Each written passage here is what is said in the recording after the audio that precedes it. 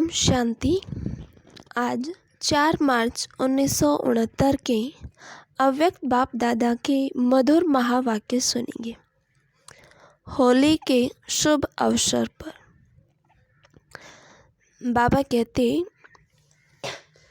आज आपकी खास होली है क्या? होली कैसे मनाई जाती है?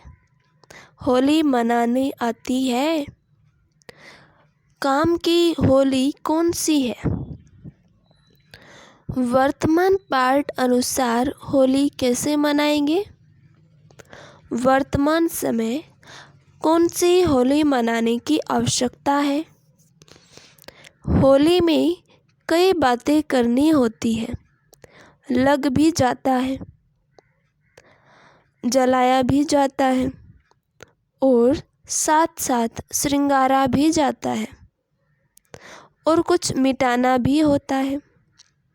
जो भी बातें होली में करनी है वह सभी इस समय चल रही है।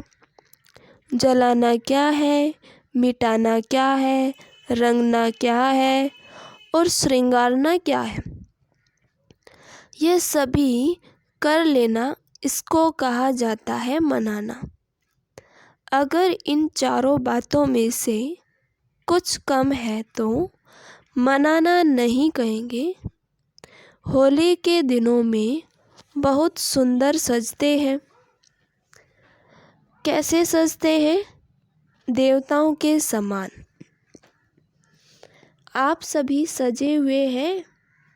सजावट में कोई कमी तो नहीं। सजावट में मुख्य होली का श्रृंगार कौन सा होता है? सांग जो बनाते हैं उन्हों को पहले मस्तक में बल्ब लगाते हैं। यह भी इस समय की कॉपी की हुई है। आप सभी का भी काम का मुख्य श्रृंगार है। मस्तक पर आत्मा का दीपक जलाना है। इसकी निशानी बल्ब जलाते हैं। लेकिन ये सभी बातें होने लिए होली का अर्थ याद रखना है। होली जो कुछ हुआ वह हो गया, हो लिया। जो सीन हुई होली अर्थात बीत चुकी। वर्तमान समय जो पॉइंट याद में रखनी है वह है होली की अर्थात ड्रामा के ढाल की। जब ऐसे मजबूत होंगे तब वह रंग भी पक्का लग सकेगा। अगर होली का अर्थ जीवन में नहीं लाएंगे तो रंग कच्चा हो जाता है। पक्का रंग खाने के लिए हर व्यक्ति सोचो होली। जो बीता हो ही गया। ऐसी होली मना रहे हो वा कभी कभी ड्रामा की सीन देखकर कुछ मंथन चलता है।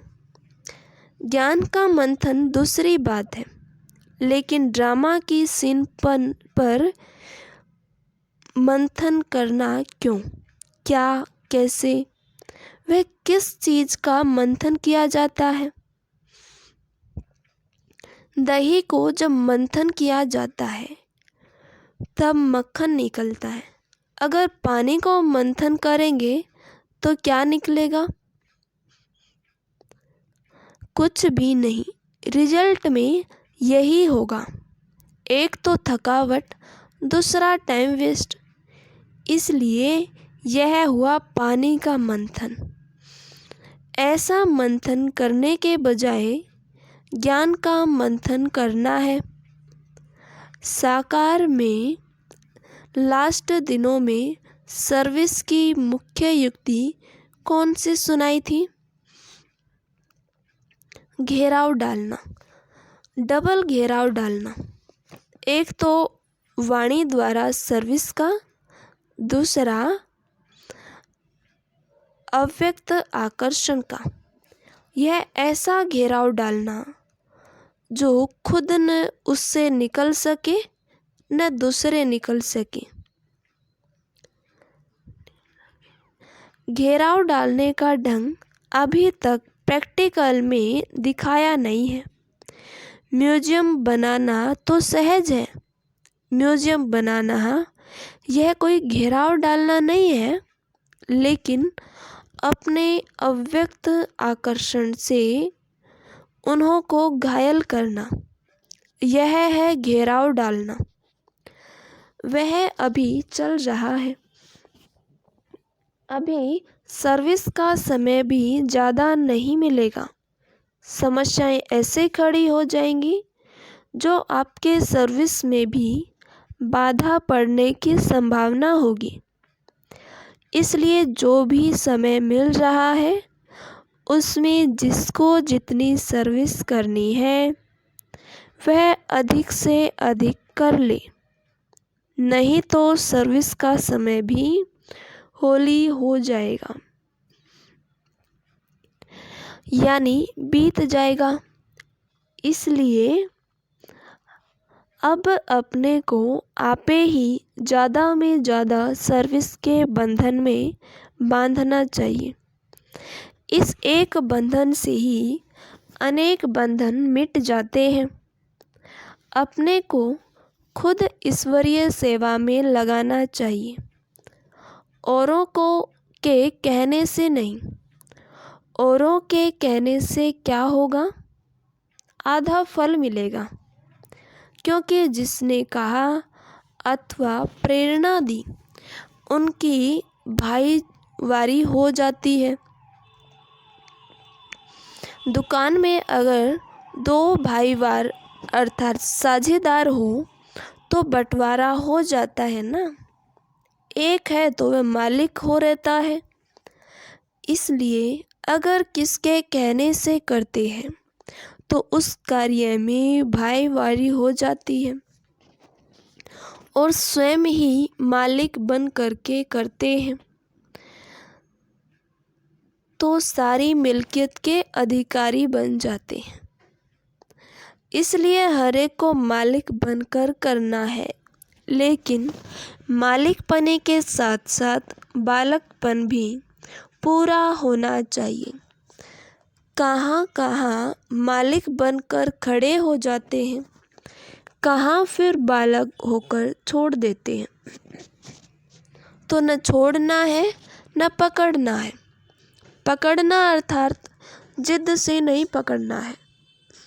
कोई चीज़ को अगर बहुत ज़ोर से पकड़ा जाता है तो उस चीज़ का रूप बदल जाता है ना। फूल को ज़ोर से पकड़ो तो क्या हाल होगा? पकड़ना तो है, लेकिन कहाँ तक कैसे पकड़ना है यह भी समझना है।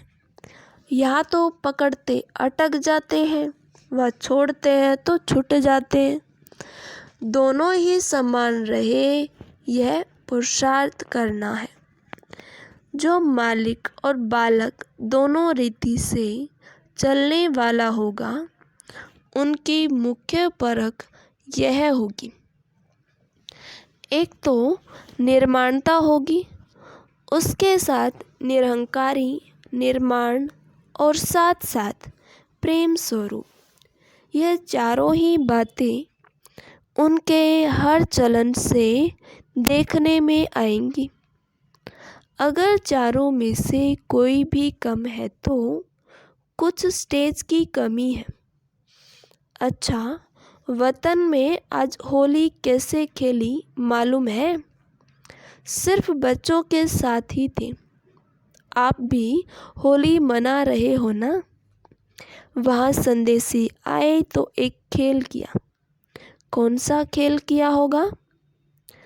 आप ले चलो तो देखें। बुद्धि का विमान तो है।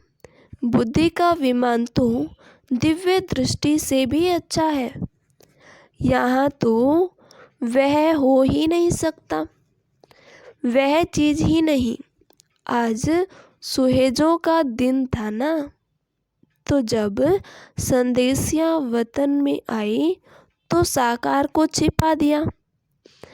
एक बहुत सुंदर फूलों की पहाड़ी बनाई थी। उनके अंदर साकार को छिपाया हुआ था। दूर से देखने में तो पहाड़ी ही नजर आती थी, तो जब संदेशी आई तो साकार को देखा नहीं। बहुत ढूंढा, देखने में ही नहीं आया। फिर अचानक ही जैसे छिपने का खेल करते हैं ना, ऐसा खेल देखा। फूलों के बीच साकार बैठा हुआ नजर आया। वह सीन बड़ी अच्छी थी। अव्यक्त बाप दादा हर एक को अमृत का भोग दे रहे थे और एक एक से मुलाकात भी कर रहे थे।